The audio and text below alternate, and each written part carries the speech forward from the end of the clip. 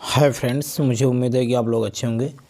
आज मैं फिर आप लोग के लिए आयतन वाला चैप्टर लेकर आया हूं, जिसमें मैं आपको आज घनाभ के बारे में पढ़ाने जा रहा हूं। इससे पिछले वाला वीडियो में दोस्तों घन के बारे में पढ़ाया हूं, आज घनाभ के बारे में।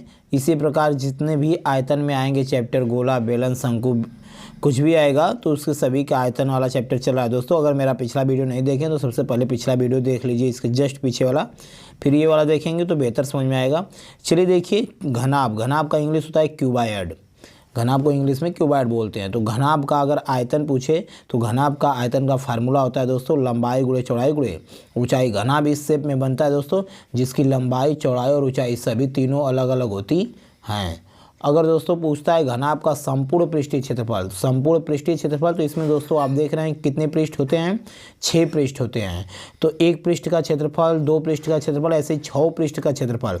तो आप देख रहे हैं कि ऊपर वाले अगर पृष्ठ का क्षेत्रफल अगर निकाल रहे हैं तो इसमें लंबाई होती है और चौड़ाई। इसी प्रकार जस्ट इसी के नीचे वाला होगा लंबाई और चौड़ाई, यानी इसका क्षेत्रफल होगा लंबाई गुणे चौड़ाई, इसका भी क्षेत्रफल लंबाई गुणे चौड़ाई। इसी प्रकार सभी दो दो होंगे, लंबाई चौड़ाई, लंबाई ऊंचाई, लंबाई ऊंचाई, फिर ऊंचाई लंबाई, इसी प्रकार दो दो होंगे। तो यही फार्मूला बन जाता है दोस्तों घनाभ का संपूर्ण पृष्ठीय क्षेत्रफल बराबर 2 ब्रैकेट में लंबाई गुणे चौड़ाई धन चौड़ाई गुणे ऊंचाई धन ऊंचाई गुणे लंबाई। आई होप कि ये बात आप जरूर समझ गए होंगे।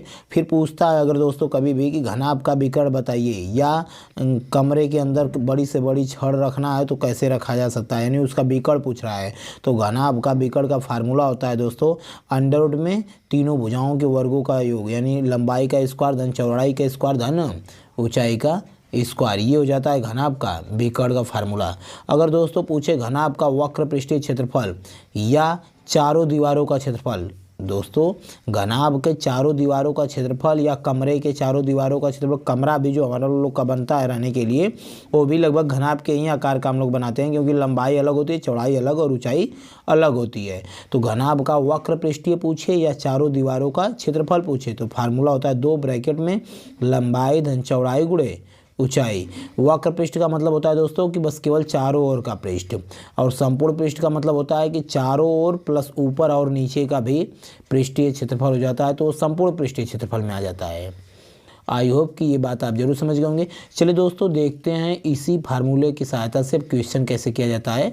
क्वेश्चन इस दोस्तों, अगर आप किसी भी कॉम्पिटिटिव एग्जाम की तैयारी कर रहे हैं, जैसे सी टेट, सुपर टेट या एसएससी सीजीएल, तो ये चैप्टर तो बहुत ही आपके लिए ज़रूरी है। चलिए देखते हैं क्वेश्चन नंबर फर्स्ट है। इसमें आपका कह रहा है दोस्तों कि एक कमरे की लंबाई, चौड़ाई और ऊंचाई क्रमशः दिया हुआ है 12 मीटर, 10 मीटर और 8 मीटर हैं। तो कमरे का आयतन और चारों दीवारों का क्षेत्रफल ज्ञात कीजिए। कमरे का आयतन पूछा हुआ है और चारों दीवारों का क्षेत्रफल पूछा हुआ है।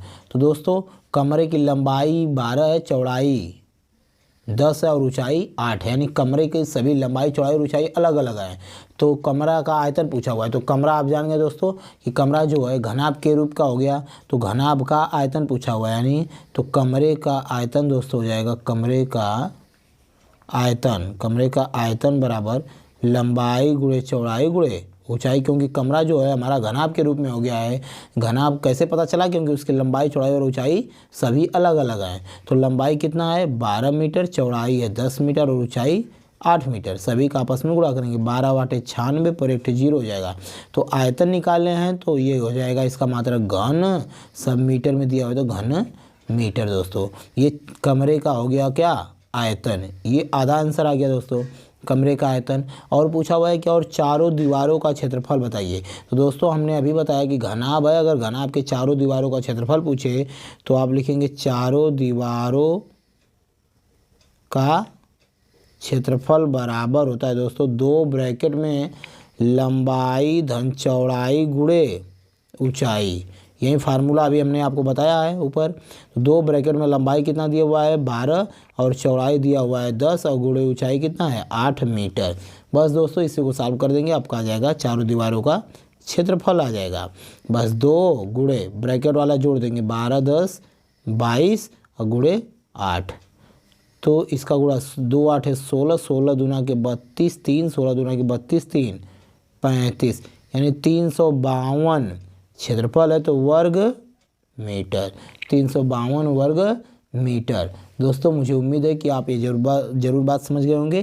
दोस्तों ये आ गया आपका आंसर। अब चलते हैं क्वेश्चन नंबर सेकेंड की तरफ।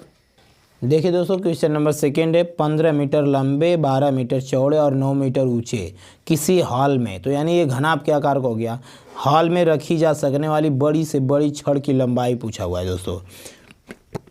तो हमने बताया आपको दोस्तों कि उसमें अगर कोई भी घनाभ के आकार का हॉल है, उसमें बड़ी से बड़ी लंबाई की छड़ अगर रखना हो तो उसके बिकड़ की सहायता यानी बिकड़ की तरफ से रखते हैं तो सबसे बड़ा से बड़ा लंबा हो जाएगा।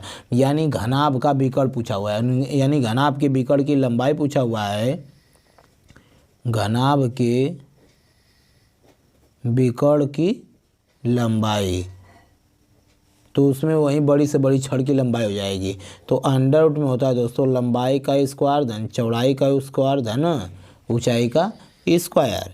बस लंबाई कितना हुआ है, दिया हुआ है 15 और चौड़ाई 12 और साथ ही साथ इसकी ऊंचाई दे रखा है दोस्तों 9। बस इसी को आप सॉल्व कर देंगे, आपका आ जाएगा आंसर। यानी 15 का स्क्वायर होता है 225 और 12 का स्क्वायर होता है 144 और 9 का स्क्वायर होता है 81। इन्हीं तीनों को आपस में ऐड कर देंगे। आप देखिए फिर उसके बाद क्या होता है, इसको आप जोड़िए 4 1 5 5 5 10 हासिल 1, 9 4 13 13 2 15 को 5 हासिल 1, फिर 2 2 4 450 आ गया दोस्तों।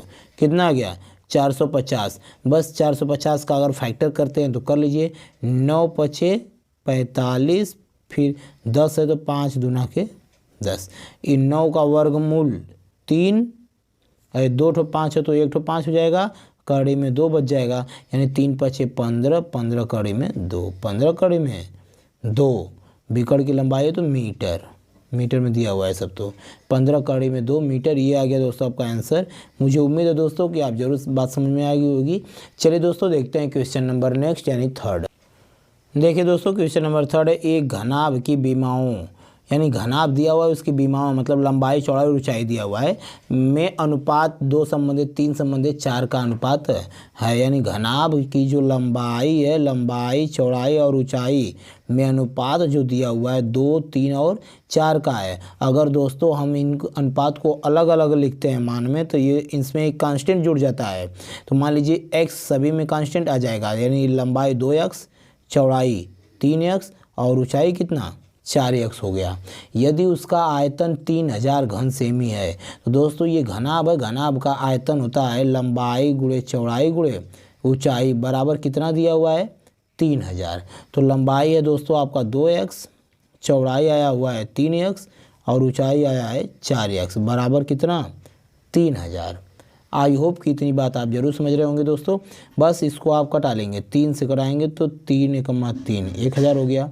फिर 4 से कटाइए, 4 दूना के 8, 2 4 पचे 20, फिर 2 से कटाइए, 2 एकमा 2, 2 दूना 4, 2 पचे 10, 125 हो गया। तो x गुणे x यानी x के पावर 3 बराबर 125 आ गया दोस्तों।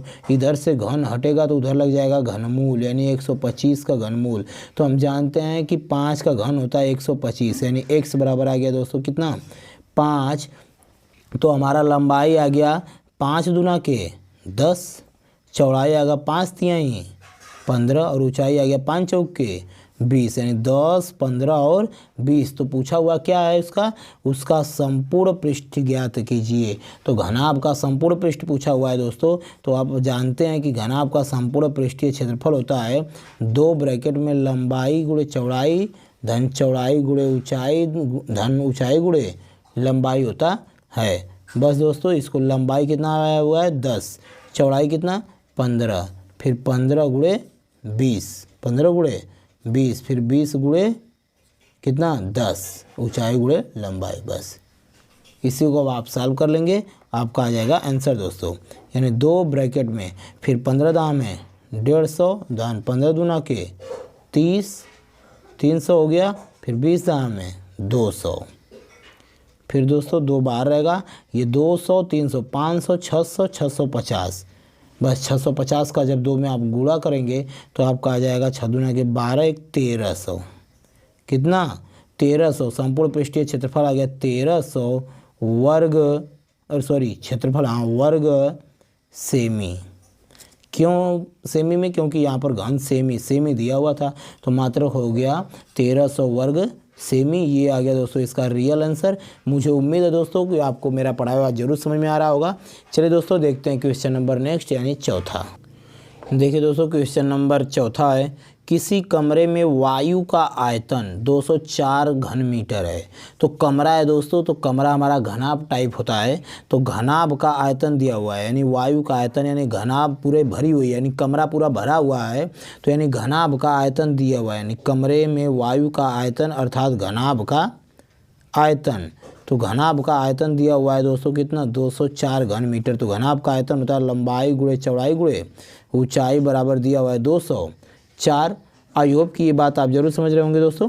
फिर दिया हुआ है कमरे की ऊंचाई 6 मीटर यानी ऊंचाई बराबर कितना 6 मीटर। तो कमरे के फर्श का क्षेत्रफल क्या है? तो फर्श का क्षेत्रफल होता है लंबाई गुणे चौड़ाई यानी दोस्तों यहीं पूछा हुआ है लंबाई गुणे चौड़ाई और ऊंचाई दिया हुआ है 6 बराबर 204। 6 से कटाएंगे 6 तियाँ 18 2 6 चौके 24 यानी लंबाई गुणे चौड़ाई अर्थात क्षेत्रफल बराबर आ गया 34। दोस्तों क्षेत्रफल ही तो होता है लंबाई गुणे चौड़ाई यानी फर्श का क्षेत्रफल हो गया आपका 34। फर्श का क्षेत्रफल 34 वर्ग मीटर।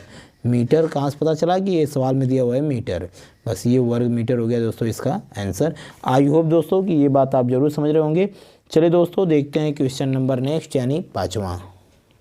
देखिए दोस्तों क्वेश्चन नंबर पाँचवा है, 9 मीटर लंबी 6 मीटर ऊंची और 20 सेंटीमीटर मोटी एक दीवार 30 सेंटीमीटर गुणे 15 सेंटीमीटर गुणे 10 सेंटीमीटर बीमाओं की ईंटों का प्रयोग करके बनाई जाती है, तो कितने ईंटों की आवश्यकता होगी? दोस्तों ये दीवार है, फॉर एग्जांपल आप समझ लीजिए, पहले चित्र की सहायता से हम समझा देंगे आप समझ जाएंगे। ये दीवार बन रही है दोस्तों, तो आप जानते हैं कि दीवार में बहुत सी ईंटें लगाई जाती हैं, बहुत सी ईंटें लगती हैं। तो अब इसमें पता करना है कि कितने ईंटें लगेंगी, यही पूछना है ना कि कितनी ईंटें अपेक्षित होंगी यानी कितनी ईंटें इसमें लगेंगी लगभग।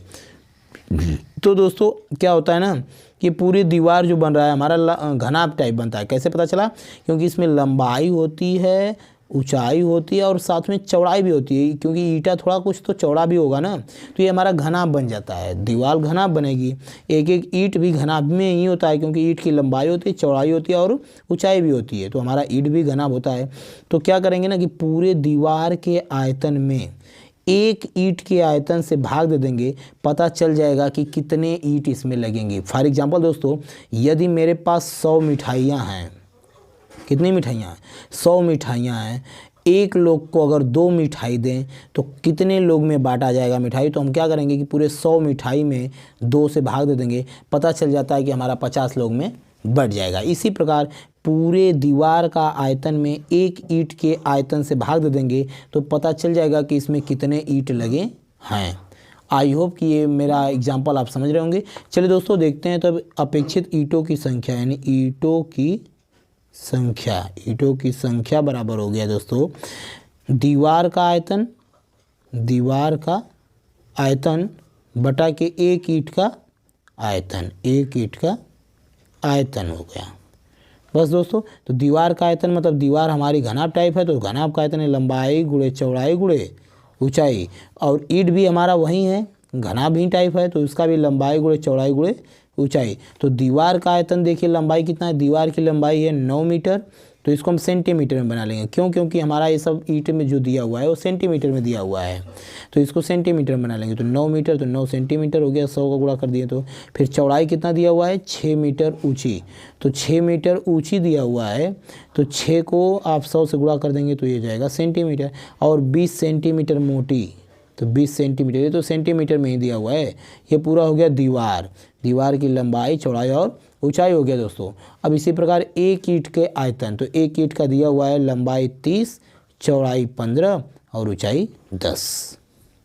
बस एक ईंट का दिया हुआ है, सब बीमा है। बस इसी में इसको आप क्या करेंगे? भाग देंगे, कटाएंगे, जो कटेगा वो कट जाएगा।